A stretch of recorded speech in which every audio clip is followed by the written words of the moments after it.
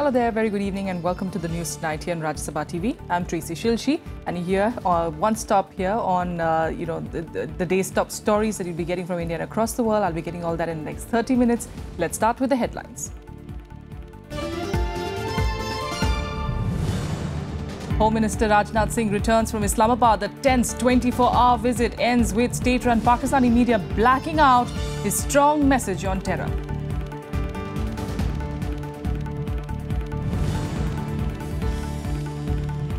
Jung wins the war against Kejriwal. Delhi High Court clarifies, as per the Constitution of India, the Union Territory will be headed by the Lieutenant Governor.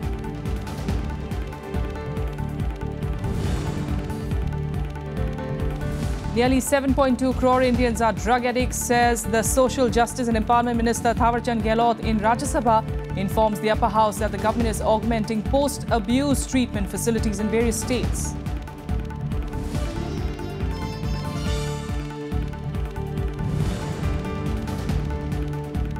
And another attack on European soil. A knife-wielding 19-year-old kills a woman and injures 5 others in a random stabbing attack in central London. Police arrest the attacker.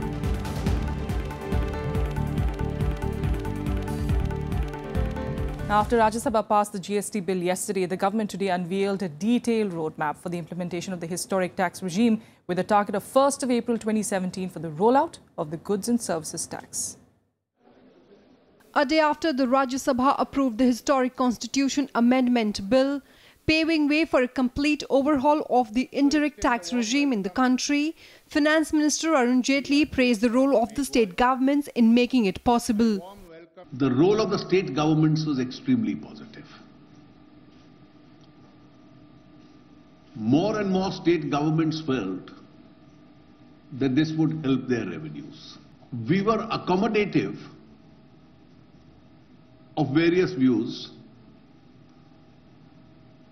but without compromising on the fundamentals of the bill. He also listed the benefits of the new GST regime, saying that although the rates will be decided by the GST Council, they will be optimized. Once the GST is rolled out, doing business in India would be easier. It would help a very large body of traders, business people, also the citizens. The Finance Minister also expressed hope that the process to implement GST will be completed soon. आगे जो road map है, हम लोग प्रयास करेंगे कि शीघ्र से शीघ्र उसको पूरा करके जो प्रक्रिया चल रही है, इसको लागू किया जाए. लोकसभा की दृष्टि से हम लोगों ने नोटिस दे दिया है, क्योंकि कुछ जो अमेंडमेंट्स एडिशनल की हैं राज्यसभा ने, वो लोकसभा में जानी होंगी. उसके बाद देश की 29 विधानसभाओं में ये जाएगा. हमारा तो टारगेट होगा कि अगले सत्र में जो विशेष कानून लाने हैं, उन कानूनों को हम संसद के समक्ष ले आएं. Once implemented, the GST will subsume various taxes including excise, services tax, octroi and other levies, and the proceeds will be shared between the centre and states. Vishal Dayaz report for Rajya Sabha TV. Home Minister Rajnath Singh today used the SARC platform to target Pakistan over the Pathankot and the 26/11 terror attacks that were both planned and masterminded by Pakistan-based terror groups. Addressing the SARC Home Ministers' conference in Islamabad, Rajnath Singh said that no type of terrorism or support to it could be justified and called for immediate and effective action against all those who support or encourage international terrorism. However, it wasn't just his speech that added to the tension. Here are more details. Home Minister Rajnath Singh on Thursday delivered a tough message to Pakistan. Indian media reports claimed that the speech was blacked out by the state-run Pakistan TV, which was the only media allowed to cover the conference. Responding to the Home Minister's tense 24-hour visit to Pakistan, Union Minister Venkaiah Naidu criticized Pakistan in Delhi. That is Pakistan model of democracy.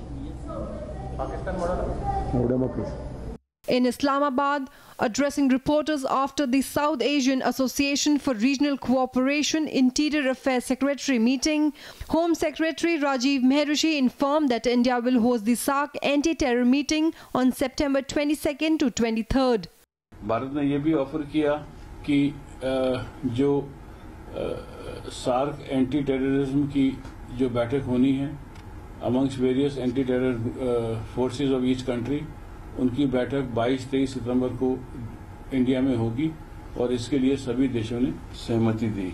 India has offered to train personnel from other SAARC nations in drug control activities. Among the issues discussed at the SAARC meeting in Islamabad, the Mutual Legal Assistance Treaty to pave way for smoother extradition of militants and human trafficking was also discussed.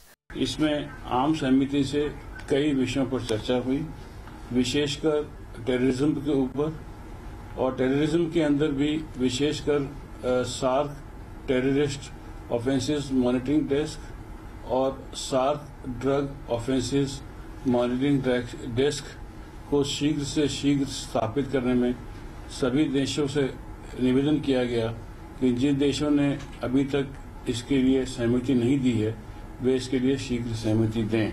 Home Minister Rajnath Singh's visit to Islamabad also saw anti-India protests in various cities by globally designated terrorists like Hizbul Mujahideen Saeed Salahuddin and 2611 mastermind Hafiz Saeed of the Lashkar-e-Taiba, who is a free individual in Pakistan. Bureau Report, Rajya Sabha TV. The Delhi High Court today gave its verdict on the long turf war between Delhi's Chief Minister Arvind Kejriwal and the Lieutenant Governor Najib Jung, ruling in favour of the LG and declaring him to be the administrative head of Delhi NCR. The order comes as a huge setback to the AAP government, which now aims to move the apex court. कुछ दिनों से ये मझधार में थे लोग कि दिल्ली सरकार दिल्ली स्टेट की तरह मानी जाएगी कि उसको लेफ्टिनेंट गवर्नर से परमिशन ली जाएगी। तो जो 239 आर्टिकल अनुच्छेद 239 कॉन्स्टिट्यूशन का है उसमें ये कहा गया है कि जो भी यूनियन टेरिटरी है उसको गवर्नर या लेफ्टिनेंट गवर्नर से परमिशन लेके अपनी अप्रूवल लेके जो भी पॉलिसी मैटर्स हैं, जो भी इंक्वायरी कमीशन है वो और कोई सर्विस मैटर है वो आपको करना पड़ेगा। The Delhi High Court has ruled that the Lieutenant Governor is the head of Delhi as the national capital is a union territory. This is as per the Constitution of India. The court also ruled that the AAP government's contention to act on the advice of its Council of Ministers was without substance.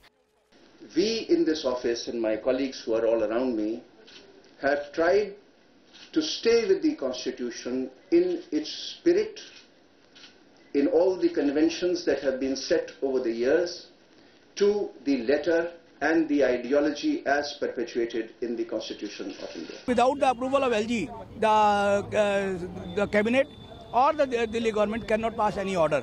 So the court has accepted our contention and court has struck down those notifications issued, and court has directly said that it is a totally illegal and unconstitutional. With this order, the Lieutenant Governor gets absolute power in appointing bureaucrats in the national capital. The court also quashed several notifications issued by the AAP government, saying they were illegal as they were issued without concurrence of the Lieutenant Governor. Meanwhile, the AAP government now plans to challenge the order, saying their fight is for democracy, not supremacy. ये LG versus chief minister की लड़ाई नहीं है, ये लड़ाई इस बात की है कि लोकतंत्र में हमारे संविधान में जो वी द पीपल से शुरू होता है, वी द पीपल की चलेगी, चुने हुए लोगों की चलेगी या सेलेक्टेड लोगों की चलेगी, वी द पीपल से इलेक्टेड लोगों की चलेगी या सेलेक्टेड लोगों की चलेगी, इस बात की लड़ाई है। और ये एक बुनियादी क्वेश्चन है जिसको हम लेके सुप्रीम कोर्ट जाएंगे और सुप्रीम कोर्ट से हमें पूरी उम्मीद है कि वहां संविधान के दायरे में सारी व्यवस्था उस पर प्रकाश डालेंगे। However, the opposition parties have welcomed the order. निश्चित रूप से कोर्ट की जो टिप्पणी है अब उनको कानून को मानना पड़ेगा और कानून के तहत ही राज करना पड़ेगा, और उससे पहले भी शासन दिल्ली में रहा है, इस तरह की कभी अराजकता, इस तरह की कभी क्राइसिस नहीं खड़ा हुआ। देखिए, right from day one I have been repeatedly telling that Delhi is a union territory and not a state.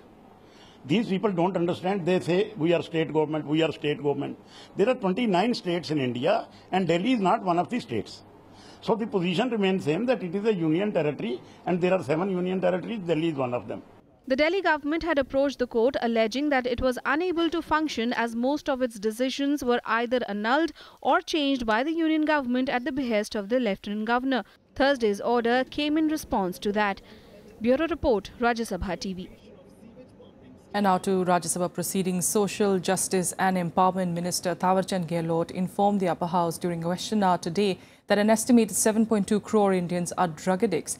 He also added that the government is augmenting post-abuse treatment facilities in various states.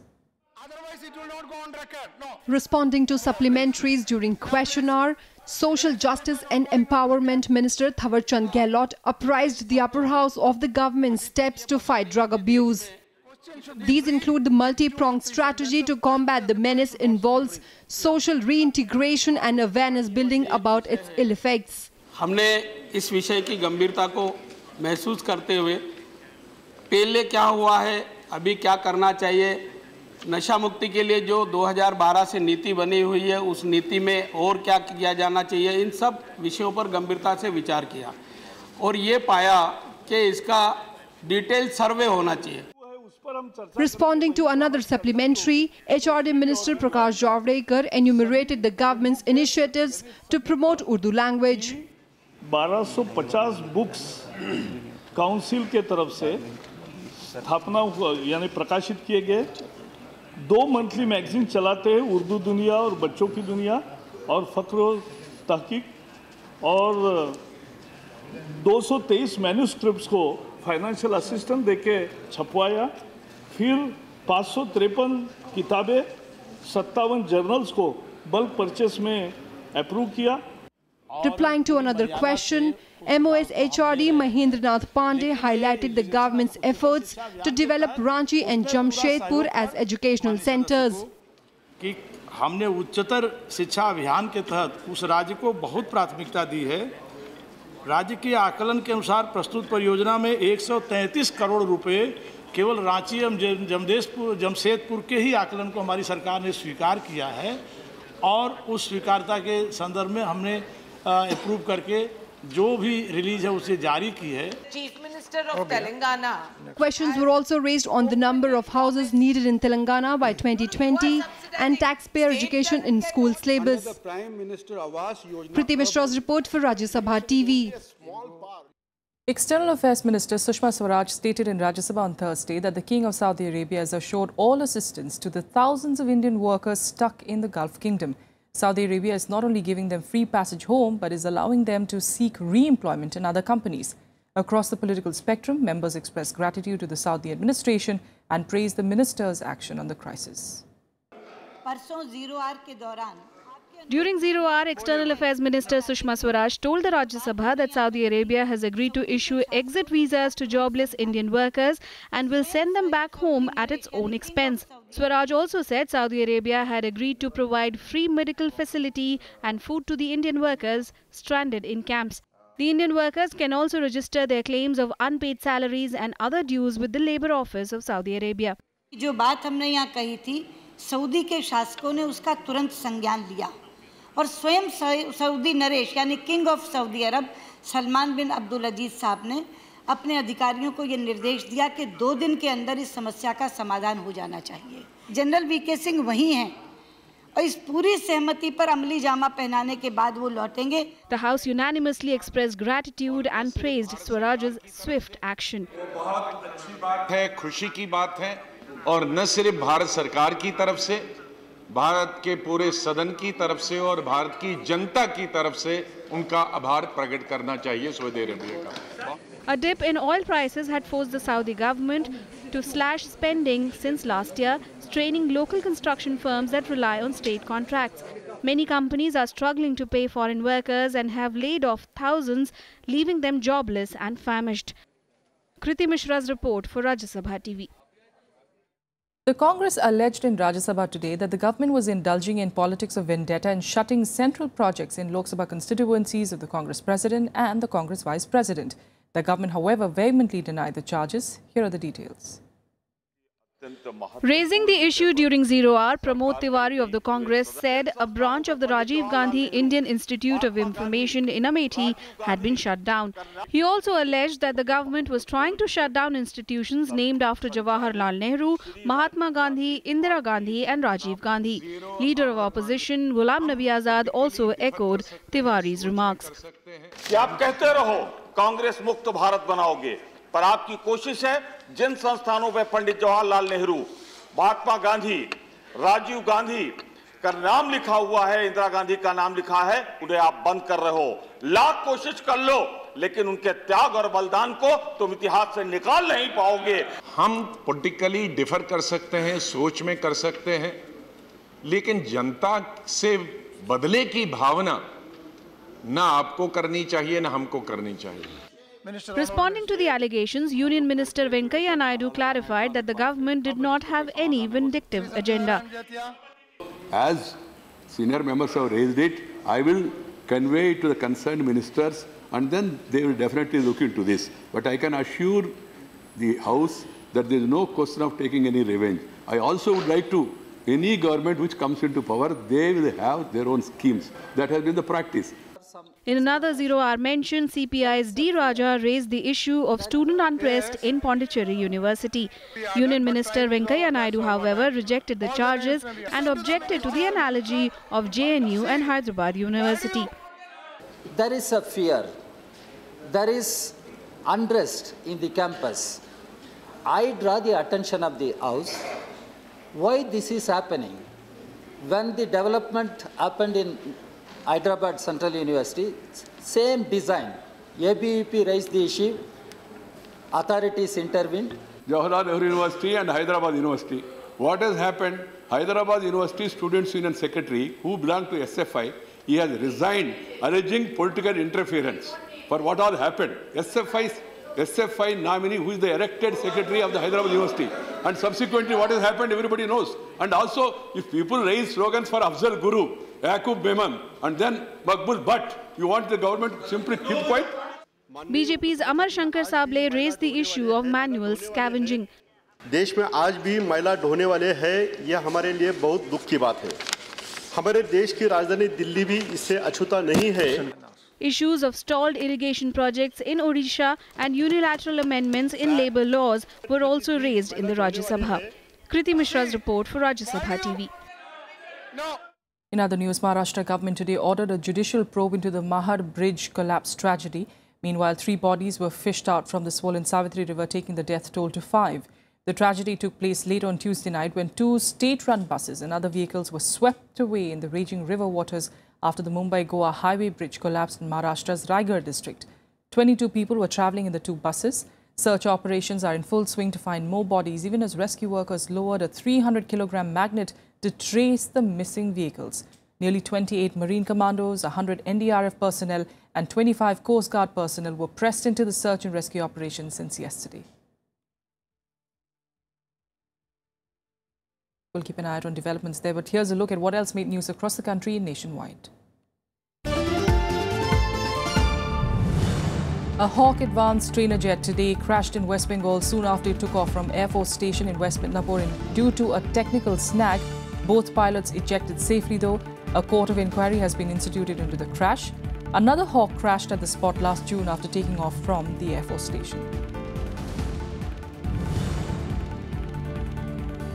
Police today launched a crackdown against miscreants in Kashmir, arresting nearly 500 youths from across the valley in an attempt to end street protests. Security agencies are using video footage and photographs to identify miscreants among the protesters.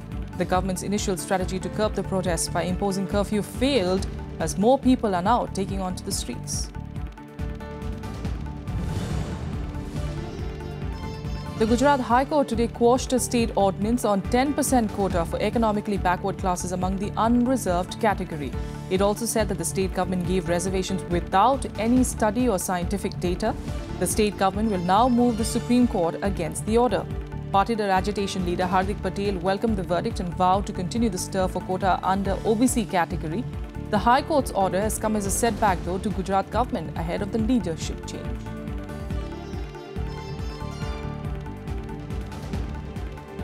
With a quick break here, up next, international news.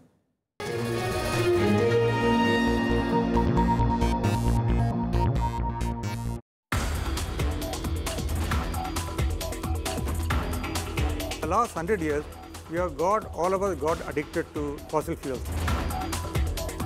If we wait another 20 years, then the Earth's climate will be changing so rapidly that whatever we do or don't do will not help us. We have to start making changes now to transform the society which depends less on coal, oil and gas and more on solar and wind. Watch Eureka with Professor J. Srinivasan, Honorary Professor, Centre for Atmospheric and Oceanic Sciences, Indian Institute of Science, Bengaluru, only on Rajya Sabha TV. Saina Nehwal, the first Indian to win a medal in badminton at the Olympics. The world #2 ranked player is also the first Indian to win the World Junior Badminton Championships and the first Indian to win a Super Series tournament. Saina Nehwal in fact completed a hat-trick Super Series titles in 2010. That same year, she became the first Indian singles player to reach the final of the year-ending Super Series finals, defeating two-time All-England champion and former world #1 Tine Baun in the semis.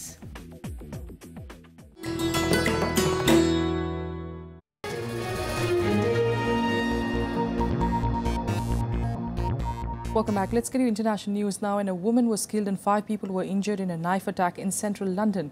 A 19-year-old youth was arrested near the scene of the attack. Police called his mental health a significant factor in the attack, but have not ruled out a terror motive as yet.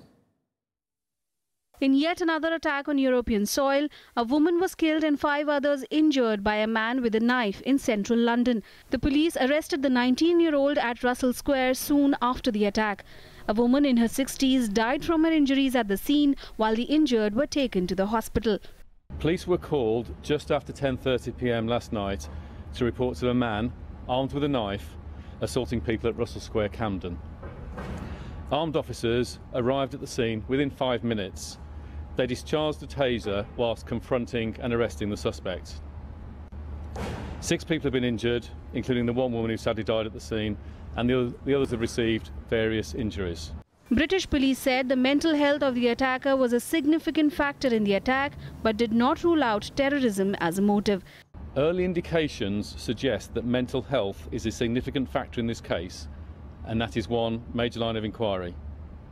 But of course, at this stage, we should keep an open mind regarding motive, and consequently, terrorism as a motivation remains but one line of inquiry for us to explore. Police have stepped up security in the city, but the recent attacks in Europe have instilled a sense of fear among residents. I think that the recent attacks in the rest of Europe have got everyone on high alert, and I think that there is a lot more anxiety running through London right now. Europe has seen a rise in violent attacks in recent months, several of them claimed by the Islamic State. France, Germany and Belgium are already on high alert after terrorist attacks took place on their soil. Bureau Report, Rajya Sabha TV. And here's a look at some more international news updates in Global Buzz. Thailand's Election Commission has urged citizens to vote on a crucial constitutional referendum which will take place on the 7th of August. Around 3,000 students, civil servants and military cadets gathered in Bangkok urging citizens to cast their vote. They will have to decide whether to accept a military-backed constitution or not. The constitution is designed to end more than a decade of divisive politics and ensure politicians put the people's interests first. Lebanon's Hezbollah deputy leader Sheikh Naim Qassem said that the partition of Iraq and Syria was a possible outcome of sectarian fighting across the region.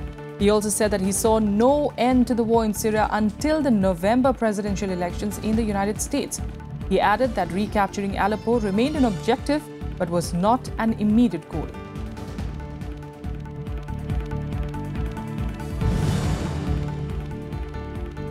United Nations Secretary General Ban Ki-moon said he was deeply troubled by North Korea's launches of a ballistic missile. North Korea fired a ballistic missile on Wednesday, which landed in Japan's economic exclusion zone, mounting regional tensions that were already high after a series of missile launches this year.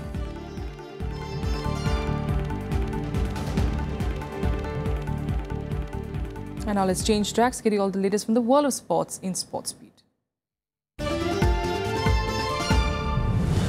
The second test match between India and the West Indies ended in a draw as Roston Chase hit his maiden test 100 to lead the host fight back.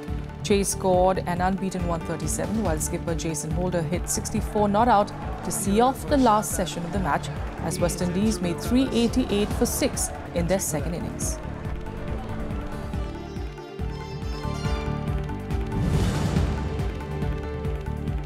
After being cleared by the National Anti-Doping Agency, wrestler Narsingh Yadav got another boost for Rio as he got the nod of the United World Wrestling to compete in the Rio Olympics.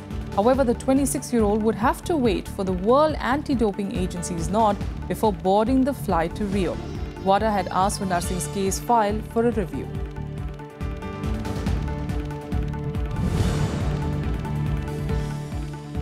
Indian boxing star Vijayendra Singh broke into the top 10 of the World Boxing Organization's rankings after being placed at 10th in the latest rankings. Vijayendra was crowned Asia Pacific Super Middleweight Champion last month after beating former WBC European champion Kerry Hope. The Indian is placed above rising American star Trevor McCumbee, who is also undefeated in the circuit with 22 wins.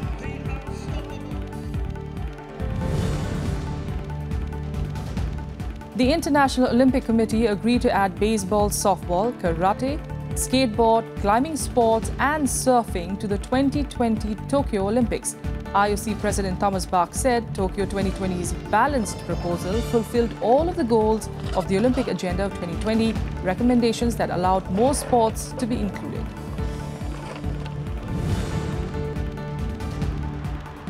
Brazil got off to a winning start in their home Olympics when the women's soccer team beat China 3-0 in host city Rio de Janeiro.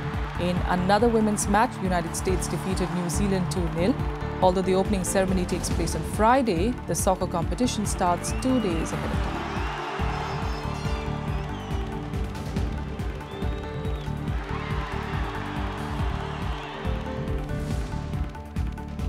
Can't wait to see how our Indians, of course, perform at the Rio Games. We'll keep an eye out on all developments on that front. But for the moment, that's it on the news tonight. Thanks for joining us.